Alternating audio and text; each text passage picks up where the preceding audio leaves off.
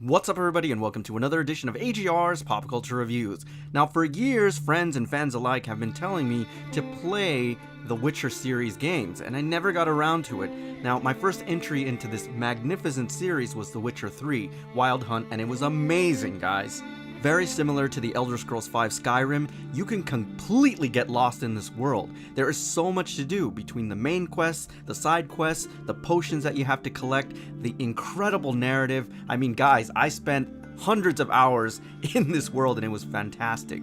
But for me, what really set this game apart from the other games in the genre is the fact that you had very interesting characters and they were pretty fleshed out. The relationships were incredibly complex, each one of them having very unique personalities. So CD Projekt Red and Dark Horse Comics have teamed up to bring us the first of several collectibles from The Witcher 3 Wild Hunt. Today we're going to be reviewing Geralt, the Grandmaster version from The Witcher 3 Wild Hunt. Let's take a closer look. Now, first let me start with the head sculpt. Now, it looks really good. It looks very representational of what you see in the game. Now, don't worry about the paint color here, okay guys? It's really just the light that I'm using and it makes it look like he has a bad case of eczema, but it really doesn't look like this, and if you see it in natural light, it is more representative of what actual flesh looks like. Most importantly for me, they got those eyes perfect, those iconic cat eyes that The Witcher has, and the scar looks fantastic too. He looks very grizzled in this piece. Looks great though. Now, if there is one thing I can say about this piece is that it is incredibly detailed, guys, and it actually rivals some more high-end statues. Just take a look at all the detail here, the leathering, the armor, and what I find really impressive about this illusion that this statue gives is that I know that it's one solid molded piece, but it looks like layer upon layer of actual sculpt, which is fantastic and really enhances this overall piece. The more I kept looking at this statue, the more impressed I was, particularly with the lower section. Now, one thing about this is that it is incredibly well done in terms of the overall detail and how neat it looks, but most importantly is the textures. Take a look at the textures in the parts that are leather, and look at that, guys. Look at the buttons and the rhinestones. The stitching looks fantastic, but most importantly, look at the chainmail. It is awesome, guys, and it offsets everything so well. I especially love that lighter tan leather trim and how it does a great job in accenting the overall color palette. Of course, stance is everything here, especially in the feet or the boots. Take a look at the armor here. It is done so well.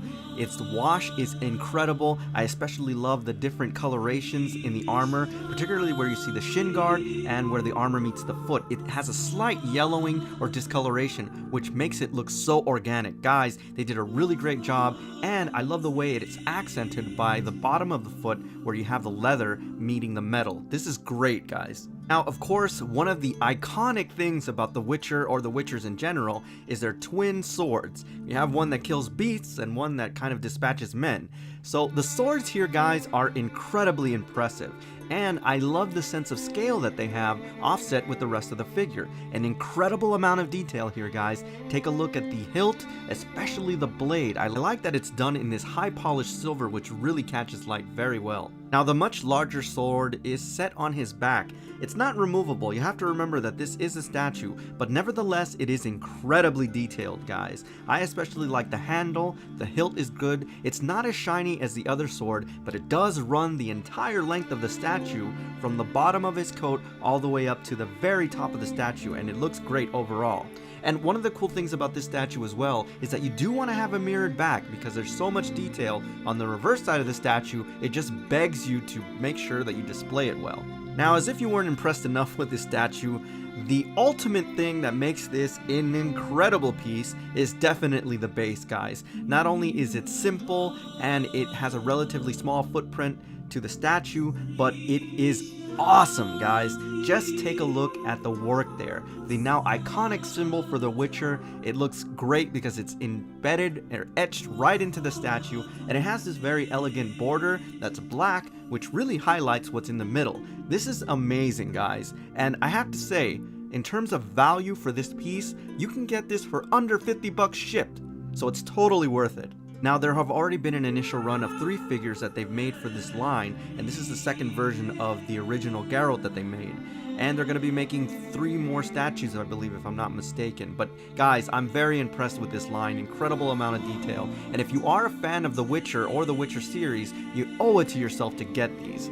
Now, before I go, I just want to thank the folks over at Big Bad Toy Store for sending this wonderful piece over for review, and if you're interested in this and other collectibles, please visit www.bigbadtoystore.com. Alright everybody, so that's my official review of the Geralt statue Grandmaster version from The Witcher 3 Wild Hunt.